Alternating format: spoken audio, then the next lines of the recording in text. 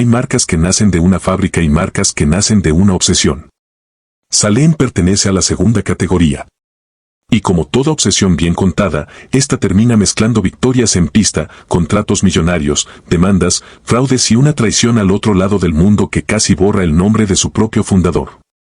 Esta es la historia de cómo un piloto sin fortuna construyó uno de los superdeportivos más radicales jamás fabricados en Estados Unidos, y cómo esa misma ambición lo llevó al borde de perderlo todo. Todo comenzó en 1983. Esteve Salem no era un ingeniero con título ni un heredero de la industria automotriz. Era un piloto de Fórmula Atlantic, alguien que había probado la velocidad desde el asiento del conductor y que entendía, mejor que cualquier ejecutivo de Detroit, que necesitaba un auto para sentirse verdaderamente rápido. Con esa convicción fundó Salem Autosport, una pequeña operación que no pretendía inventar un automóvil desde cero. La estrategia era distinta, tomar algo que ya existía, el Ford Mustang, y transformarlo en algo que Ford jamás se había atrevido a construir. El primer Salem apareció en 1984. Apenas 3 unidades salieron de esa primera tanda, 3 autos que hoy serían piezas de museo, pero que en ese momento eran apenas la prueba de un concepto arriesgado. Nadie en la industria apostaba fuerte por un tipo que modificaba Mustangs en un taller. Pero Esteve Salem no buscaba aprobación inmediata. Buscaba demostrar algo. Y lo demostró rápido.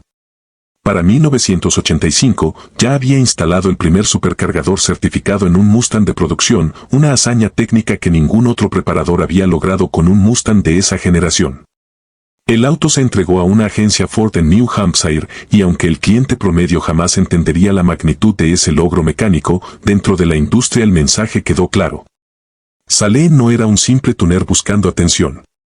Era una empresa de rendimiento serio, dispuesta a llevar la mecánica al límite donde los fabricantes originales no se atrevían a llegar. La pista terminó de sellar esa reputación. En 1986, Salem entró a las series de carreras de la SCCA con un Mustang preparado para competencia, y la victoria en las 24 horas de Mosport se convirtió en el momento bisagra. No fue solo un trofeo. Fue la chispa que encendió una década completa de expansión deportiva, la prueba de que aquellos Mustangs modificados en un taller también podían ganar contra la competencia establecida. Para 1990, la demanda por las piezas de rendimiento de Salem había crecido tanto que la compañía lanzó Salem Performance Parts como un negocio independiente. Ya no se trataba únicamente de vender autos modificados. Esteve Salem estaba construyendo algo más grande, una marca de rendimiento completa, con presencia en las pistas, una línea de productos propia y una base de clientes que crecía año tras año. Lo que había empezado como la obsesión de un piloto sin fortuna comenzaba a convertirse en un imperio silencioso dentro de la industria automotriz estadounidense. Pero esto apenas era el comienzo. Durante los años 90, Salem no se detuvo a celebrar lo que ya había logrado. Siguió empujando, refinando, buscando una identidad propia más allá de simplemente modificar Mustangs ajenos. En 1994 llegó el S351, un auto equipado con un motor de 351 pulgadas cúbicas desarrollado internamente por el propio equipo de Salem. Lo interesante no era solo la potencia. Era la actitud detrás de esa decisión. Cuando Ford decidió llevar al Mustang GT en una dirección distinta, Esteve Salem simplemente siguió perfeccionando su propio motor. Como si quisiera dejar claro que su visión del rendimiento no dependía de lo que decidiera la matriz. Esa terquedad, esa insistencia en hacer las cosas a su manera, se convertiría en el hilo que atravesaría toda la historia de la compañía. En 1995 llegó una alianza inesperada. El comediante Tim Allen, fanático declarado de los autos rápidos, se unió a Esteve Salem para crear el equipo de carreras Salem Allen RRR Speed Lab. Para el público general, la imagen de un actor de comedia metido en el mundo de las carreras profesionales podía sonar casi a chiste. Pero dentro de la industria, esa sociedad ayudó a que el nombre Salem llegara a oídos que jamás habrían escuchado hablar de un preparador de Mustangs. La marca empezaba a salir de su nicho. Los años siguientes trajeron experimentos que mostraban hacia dónde quería crecer la empresa. El concepto Contour y la SUV XP8 basada en el Explorer fueron señales claras. Salem ya no quería ser recordado únicamente como los que modifican Mustangs. Quería ser una marca capaz de tocar otros segmentos, otros tipos de vehículos, otras audiencias. Pero todo eso, con el tiempo, terminaría siendo apenas el preámbulo de lo que vendría después. Para finales de los 90, la compañía se había reestructurado formalmente como Saleen, Inc. Y en el año 2000 llegó el auto que terminaría definiendo a la marca para siempre, mucho más que cualquier Mustang modificado, el Saleen S7. El S7 no era una variante de algo existente.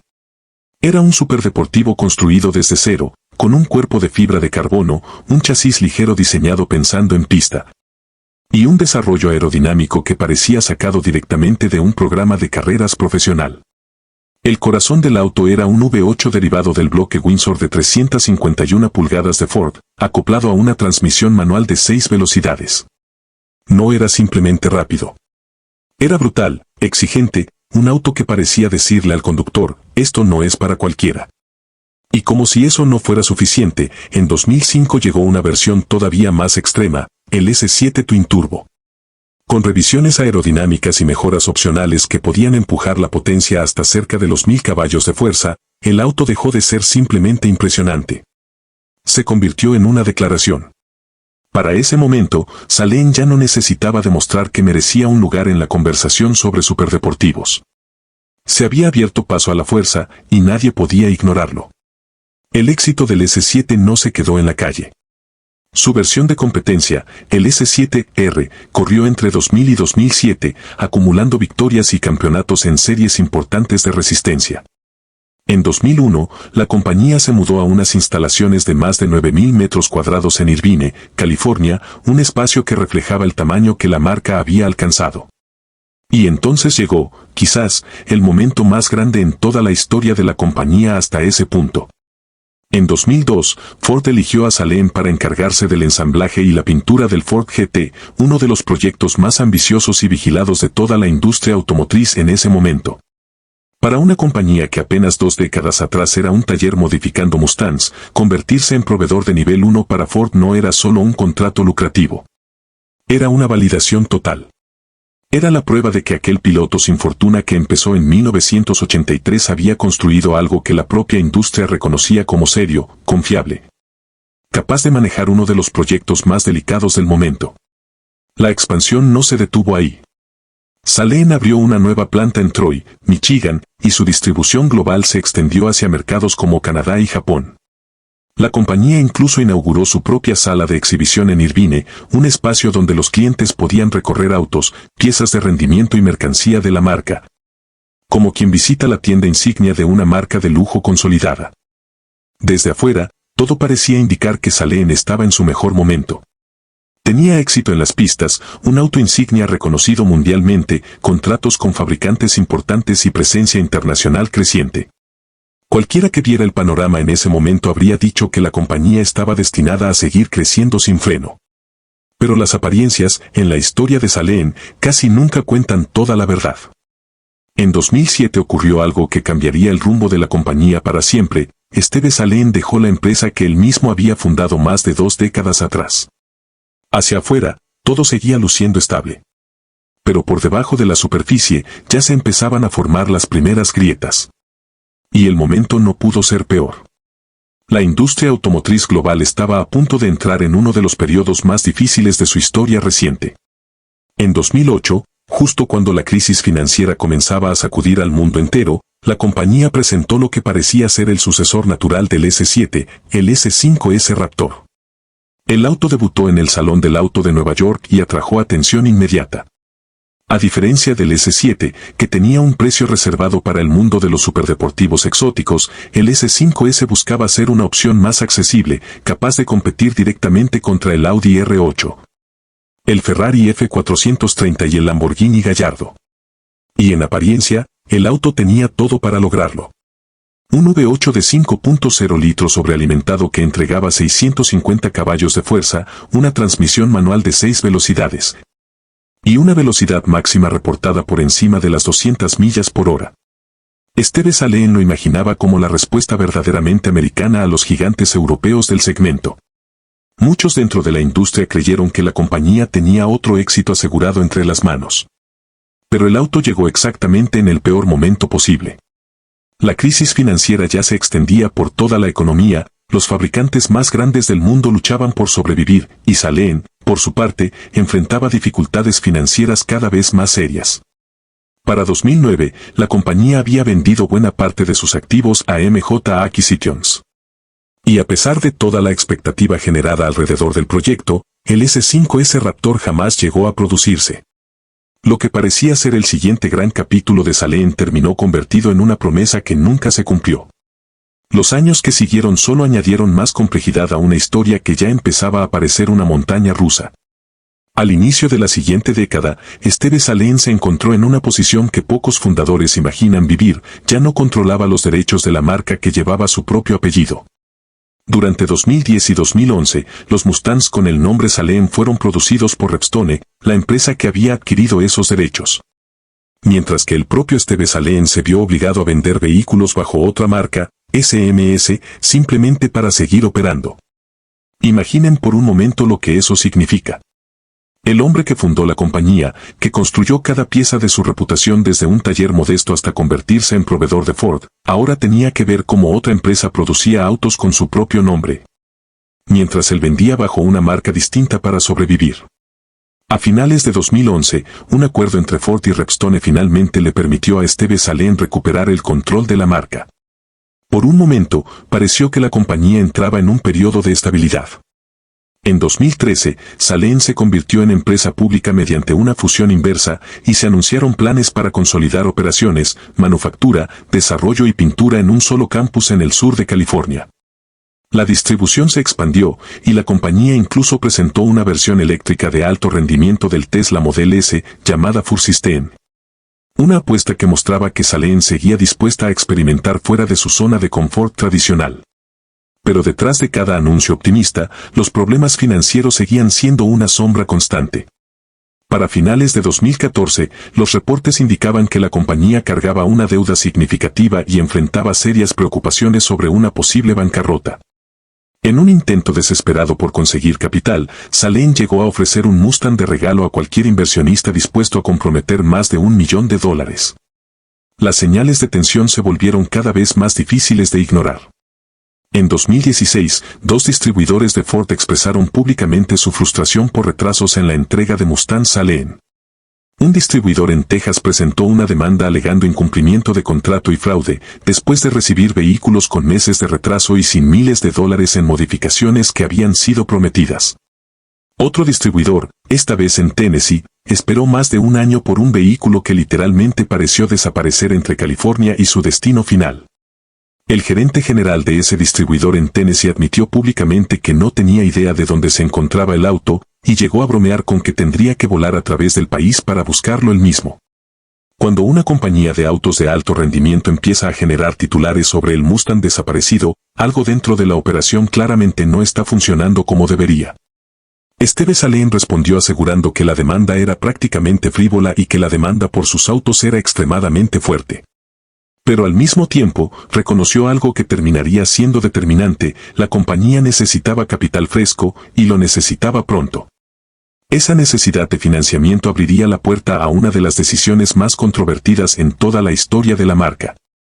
En 2017, Salem formó una sociedad con el empresario Charlie Wang para crear Jiangsu Salem Automotive Technology, una operación basada en Rugao, China. Sobre el papel, el objetivo parecía sencillo y prometedor: expandirse hacia el mercado chino, aumentar la producción, generar nuevas fuentes de ingresos y, sobre todo, asegurar el futuro financiero de una compañía que llevaba años luchando por mantenerse a flote. Pero la escala del proyecto era, desde el principio, descomunal. Se comprometieron inversiones enormes, se planearon instalaciones de producción masivas, y las proyecciones más optimistas hablaban de cientos de miles de vehículos fabricados anualmente. Charlie Wang hablaba de construir una compañía capaz de competir directamente contra las marcas de lujo y rendimiento más establecidas del mundo. La visión que presentaba iba mucho más allá de un auto deportivo de nicho fabricado en Estados Unidos. Hablaba de un imperio industrial. El proyecto chino trajo consigo varios vehículos nuevos, una versión actualizada del S7 llamada S7 Le Mans, una camioneta tipo crossover conocida como Mac, y un pequeño auto eléctrico urbano llamado Mai Mai. En el papel, parecía el renacimiento que Salem tanto necesitaba después de años de tropiezos financieros. Pero a pesar de las inversiones gigantescas detrás del proyecto, las ventas reales fueron prácticamente inexistentes. Los reportes indicaban que para abril de 2021 apenas se habían vendido 27 unidades. Para mayo de 2022, ese número apenas había subido a 31. Pensemos en eso por un segundo, una operación valuada en cientos de millones de dólares, con fábricas masivas y proyecciones astronómicas, vendiendo menos autos en 5 años de los que cualquier distribuidor normal vendería en una sola semana. Y sin embargo, esas cifras de ventas terminarían siendo el menor de los problemas de la compañía. En 2020, todo el proyecto comenzó a desmoronarse de una forma que nadie había anticipado. Un exgerente legal de alto rango dentro de la empresa acusó públicamente a Charlie Wang de inflar el valor de las tecnologías automotrices y de utilizar de manera indebida fondos estatales. Según los reportes, un inversionista estatal realizó auditorías, cuestionó los registros financieros de la compañía y eventualmente llevó el caso ante las autoridades chinas. Lo que vino después fue una caída en cadena.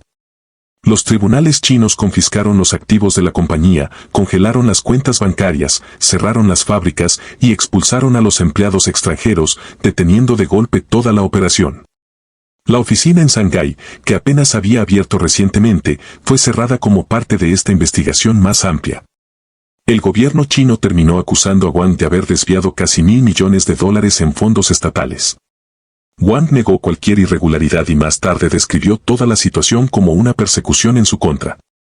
Pero para ese punto, el daño ya estaba hecho y no había forma de revertirlo. Mientras el escándalo financiero explotaba en los tribunales chinos, Steve Salehin libraba su propia batalla, una mucho más personal y, en muchos sentidos, más dolorosa. Públicamente, argumentó que aquella sociedad había permitido que terceros tomaran control de décadas de propiedad intelectual que él mismo había desarrollado a lo largo de toda su carrera. No hablaba solo de dinero perdido. Hablaba de ideas, de diseños, de avances de ingeniería que representaban gran parte de su legado personal. Según Salehin, cientos de patentes chinas habían sido registradas utilizando sus diseños, sus desarrollos de ingeniería, sus tecnologías y sus secretos comerciales. Y lo más grave, muchas de esas patentes ni siquiera lo reconocían a él como inventor. Imaginen pasar décadas perfeccionando cada detalle de un auto, cada componente, cada solución de ingeniería, solo para descubrir que esos avances ahora aparecían registrados bajo otro nombre, en otro país. Fuera de su control. Para Salehin, la sociedad original se había transformado en algo completamente distinto de lo que originalmente se había prometido. Más tarde la describiría abiertamente como una farsa. Una operación diseñada desde el inicio para extraer su conocimiento técnico sin necesariamente cumplir las promesas de inversión y crecimiento conjunto que se habían planteado al principio. Steve Salehin llegó incluso a advertir públicamente a otros empresarios estadounidenses sobre los riesgos de entrar en sociedades similares si las protecciones de propiedad intelectual no se fortalecían. Su advertencia no era solo una queja personal. Era casi una alerta dirigida a toda una generación de fundadores que veían en China una oportunidad de expansión, sin entender completamente los riesgos que esa expansión podía implicar. Para ese momento, el sueño de transformar a Salehin en una fuerza dominante dentro del mercado chino se había desmoronado por completo. No quedaban fábricas operando, no quedaban activos disponibles, y la confianza que alguna vez existió entre los socios se había convertido en acusaciones cruzadas, investigaciones gubernamentales y, en algunos casos, en señalamientos de fraude a gran escala. Durante un tiempo, ni siquiera estaba claro qué le esperaba a la compañía después de todo esto. El colapso del proyecto chino había dejado a Salehin enfrentando, una vez más, otro capítulo profundamente difícil en su historia. Después de años de luchar contra demandas, deudas, reestructuraciones y pérdidas de control sobre su propia marca, este nuevo golpe parecía, para muchos observadores externos, el tipo de crisis del que pocas compañías logran recuperarse. Y sin embargo, contra todo pronóstico razonable, Salehin siguió adelante. La compañía celebró su 40 aniversario en 2023 con un modelo especial llamado SA40, basado nuevamente en el Mustang. Ese mismo auto que había sido el punto de partida de Steve Salehin 4 décadas atrás. Hay algo casi poético en ese gesto. Después de fábricas confiscadas en China, después de demandas, fraudes, deudas y la pérdida temporal de los derechos sobre su propio nombre, la compañía decidió celebrar su historia volviendo exactamente al auto que lo inició todo. Hoy en día, Salehin continúa ofreciendo versiones modificadas de vehículos como el Bronco, la F-150 y, por supuesto, el Mustang. No es la operación industrial masiva que Charlie Wang imaginó en China. No es tampoco la empresa que cotizaba en bolsa con planes de consolidar fábricas completas en el sur de California. Es algo más modesto, más cercano a sus raíces, pero sigue siendo, después de todo lo vivido, una compañía que continúa de pie. Y si uno se detiene a analizar con calma todo lo que ha pasado, lo que realmente sorprende no es ningún evento específico, sino la cantidad total de capítulos que esta historia ha logrado acumular. Esta es una compañía que comenzó modificando Mustangs en un taller modesto durante los años 80 y terminó construyendo el S7, un auto que muchos consideran el primer hiperauto verdaderamente estadounidense. Un auto tan icónico que incluso llegó a aparecer en la cultura popular, en películas de gran audiencia, consolidando su lugar fuera del mundo estrictamente automotriz. Pero esa parte de la historia, la parte brillante, los trofeos y los contratos millonarios, es solo una mitad de lo que realmente ocurrió. La otra mitad está hecha de demandas, problemas financieros recurrentes, proyectos cancelados antes de llegar a producción y, por supuesto, todo el desastre relacionado con China. Y como suele pasar en este tipo de historias, también existen rumores que la gente sigue debatiendo hasta el día de hoy. Incluso el S7, el auto que la mayoría de las personas asocia inmediatamente con la marca, carga con su propia cuota de controversia. Dependiendo de a quién le preguntes, escucharás versiones completamente distintas sobre cómo realmente se desarrolló ese auto. Algunas personas dentro de la industria creen que Ray Mayock Limited, la compañía británica de ingeniería involucrada en el proyecto, tuvo un papel mucho más grande en el desarrollo del auto de lo que generalmente se reconoce. Una versión que el propio Steve Salen ha rechazado abiertamente en repetidas ocasiones. Incluso existen rumores más antiguos que vinculan los orígenes del S7 con un proyecto de carreras relacionado con Aston Martin. Una teoría que pocas veces se menciona abiertamente pero que sigue circulando entre quienes conocen a fondo la historia de los superdeportivos estadounidenses.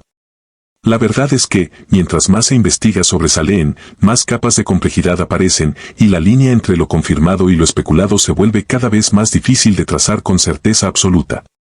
Si pensamos en la trayectoria completa de la compañía, hay un patrón que se repite constantemente, cada vez que parece que Salen finalmente alcanzó la estabilidad, surge algo que rompe ese equilibrio. Después de la gloria del S7 vino la salida de Steve Salen de su propia empresa.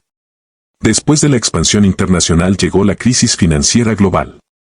Después de recuperar el control de la marca llegó la amenaza de bancarrota.